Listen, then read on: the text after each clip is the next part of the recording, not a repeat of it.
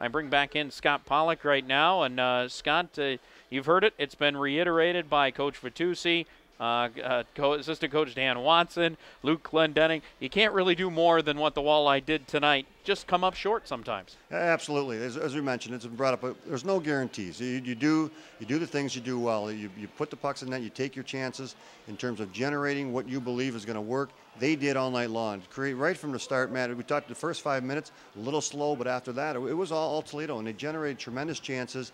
Second chances, third chance, people were going to the net. People were in front of Sean Hunwick. Unfortunately, tonight it just wasn't going in.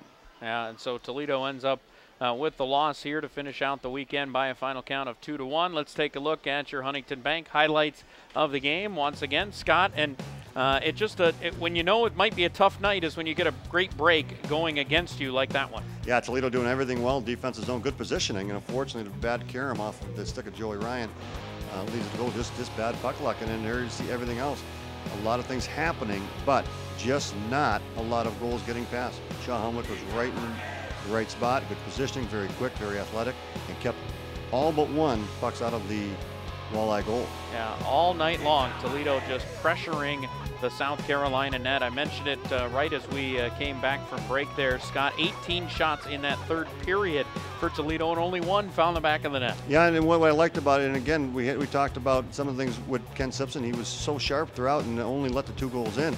And having Toledo needing to rally, and they get the rally, Lampo going the net extremely hard, and Glendening following up to get the only goal.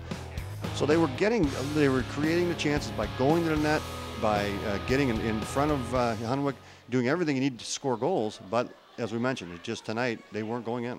And just not enough for the Toledo Walleye, who fall tonight by a final count of 2-1. The Toledo Walleye will be back here on home ice again coming up on Saturday night, playing host to the Wheeling Nailers. 7:05 will drop the puck here in downtown Toledo. Make sure you head to ToledoWalleye.com and get your tickets to join us here at the Huntington Center after Toledo plays in Fort Wayne coming up on Friday night. Well, that's going to do it from here at the Huntington Center on this Sunday evening. For my broadcast partner, Scott Pollock, and our entire crew, my name is Matt Melzak. Once again, your final score as South Carolina defeats Toledo by a final count of 2-1.